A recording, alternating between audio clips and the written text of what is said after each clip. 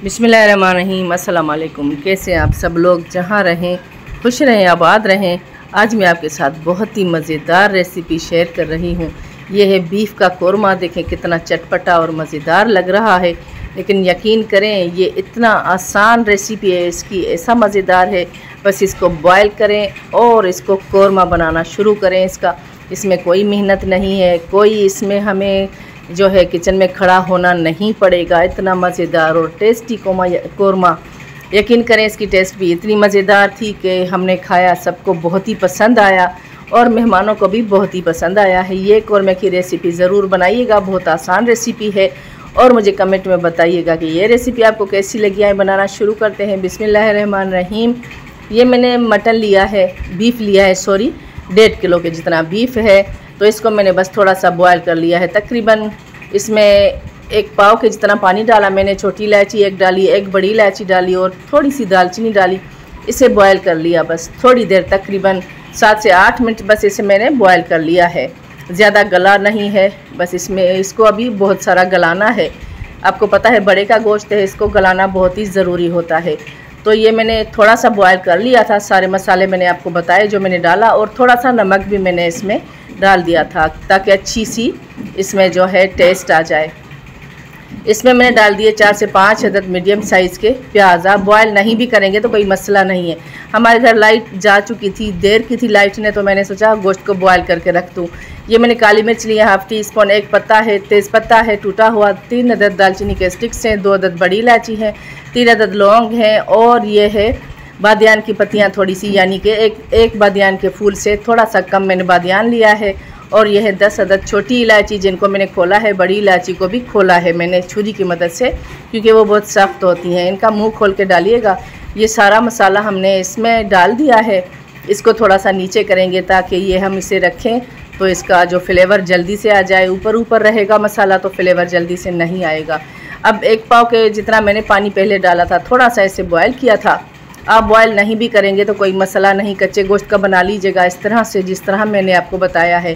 पानी डाल दिया, आधा किलो के जितना नमक मैंने डाल दिया, थोड़ा सा और डाल दिया है नमक, पहले भी डाला था। नमक हस्बे जायका होता है, आप अपने हिसाब से डालिएगा। बस इसे ढक देंगे, बॉयल हो जाएगा। तो मैंने लो फ्लेम कर दी थी इसकी। तकरीबन 15 मिनट इसे पकते हुए हो गए हैं। बीच में खोल के ज़रूर देखिएगा। फ्लेम को लो रखा था मैंने। देखें इसके जो है प्याज अच्छी तरह से गल चुके हैं। अभी इसमें पानी है, अभी मैंने इसमें तेल डाल देना है। तेल आपको पता है कि कोरमे में ज़्यादा अच्छा लगता है, ज़्यादा डालिएगा तेल आप भी।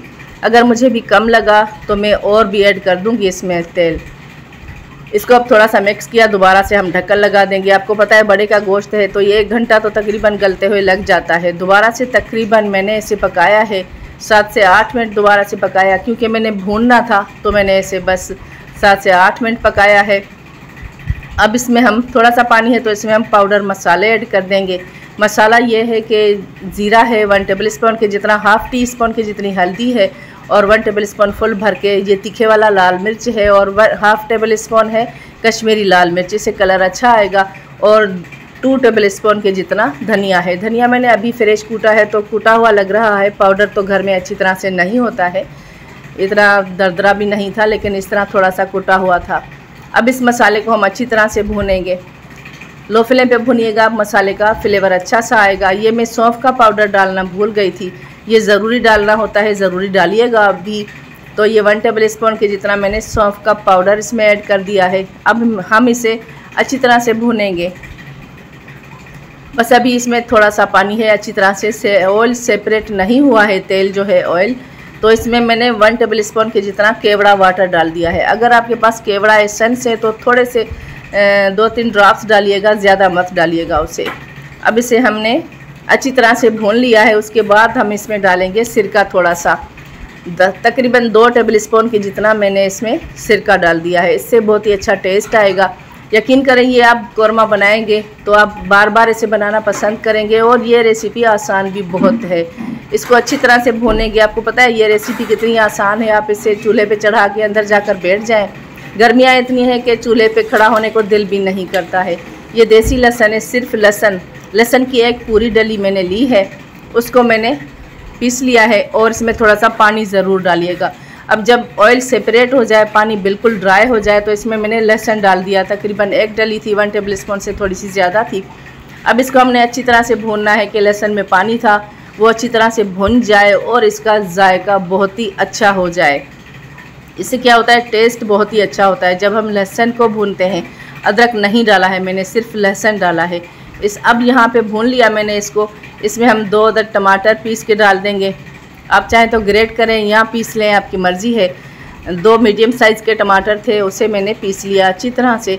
अब यहाँ पे थोड़ा सा मैंने नमक भी डाल दिया है, क्योंकि मुझे थोड़ा लगा, मैंने चख के देखा था तो थोड़ा सा नमक डाल दिया है। यहाँ पे हम टमाटर को मिक्स करेंगे और अच्छी तरह से भूनने के बाद हमने इसमें दोबारा से पानी डाल देना है, क्योंकि बड़े का गोश्त है, अभी गला नहीं है। तो मैंने दोबारा से इसमें तकरीबन 2 कप के जितना पानी डाल दिया। किनारों में जो मसाला चिपका हुआ है ना, उसे भी अच्छी तरह से साफ़ करके आप इसमें ग्रेवी में मिक्स कर दें। और यहाँ पे डाल दिया जायफल जावित्री का पाउडर, 1/2 टीस्पून के जितना। ये ज़्यादा नहीं जाएगा, क्योंकि थोड़ी सी इसमें कड़वाहट होती है, वो कड़वाहट आ जाएगी तो ये अच्छा नहीं बनेगा। तो हमने इसको ढक्कन लगा दिया। तकरीबन इसे 10 मिनट मैंने लो फ्लेम पे ढक्कन लगाया था। अब देखें इसका पानी ड्राई होने वाला है। अब इसको हमने अच्छी तरह से भून लिया है। इसमें हम दोबारा से पानी डाल देंगे। आपको पता है कौरमे को जितना हम भूनेंगे तो उतना ही अच्छा जायका आएगा और ये गोश्त भी अच्छी तरह से गल जाएगा। अब यहाँ पे मैंने डाल देना है 5 अदद हरी मिर्च। आप चाहें तो ज़्यादा भी डाल सकते हैं, आप अपने हिसाब से डाल सकते हैं। मैंने अपने हिसाब से डाली हैं। अब मैंने इसे दोबारा से ढक्कन लगा दिया। फ्लेम को मैंने लो कर दिया था, क्योंकि गोश्त गल चुका है। बस हमने सिर्फ इसको पानी को पकाना है और जायफल जावित्री का जो मैंने पाउडर डाला था वो पकना है। मैंने यहाँ पे कसूरी मेथी 1 टीस्पून के जितनी डाल दी है। ये डाल के हमने थोड़ी देर और ढक्कन लगा देना है। अब इसको मैंने तकरीबन 6 से 7 मिनट ढक्कन लगाया। देखिए मज़ेदार सा कौरमा बना है। अब इसकी फ्लेम मैंने ऑफ़ कर दी है। मज़ेदार सा दानेदार कौरमा। आपको पता है ये इस तरह से हमें मेहनत भी नहीं लगी और हमें किचन में खड़ा होना भी नहीं पड़ा। बस सारे मसाले डाल के इसमें आप चूल्हे पे चढ़ा दें। फिर जब भूनने का वक्त आए तो इसे दोबारा से भूनने चले आएँ। फिर दोबारा से इसमें पानी डाल के जाके आप अंदर बैठ जाएँ। इतनी आसानी से ये कौरमा बनता है। ना आपको मेहनत करनी पड़ेगी, ना प्याज ब्राउन करने पड़ेंगे, ना आपको किचन में खड़ा होना पड़ेगा। आजकल गर्मी देखें कितनी है, तो गर्मियों की मौसम में हमारा दिल भी करता है अच्छा खाने को और किचन में जाने को दिल भी नहीं करता। तो अच्छे अच्छे खाने अगर आपको खाने हैं गर्मियों में तो इस तरह की रेसिपी बनाएं। इस वीडियो को शेयर भी ज़रूर कीजिएगा। मेरे चैनल पे जो न्यू है मेरे चैनल को सब्सक्राइब किए बगैर मत जाइएगा। मुझे कमेंट में बताइएगा, ये कौरमा ज़रूर बनाइएगा। कमेंट में बताइएगा ये कौरमा आपसे कैसा बना है। अपना बहुत सारा ख्याल कीजिएगा और मुझे हर दुआ में याद कीजिएगा। रेसिपी ज़रूर ट्राई कीजिएगा। इतनी मज़ेदार रेसिपी है, आपके घर वाले खाएंगे सब खुश हो जाएंगे और आप इसे रोज़ बनाना पसंद करेंगे। अल्लाह हाफिज़।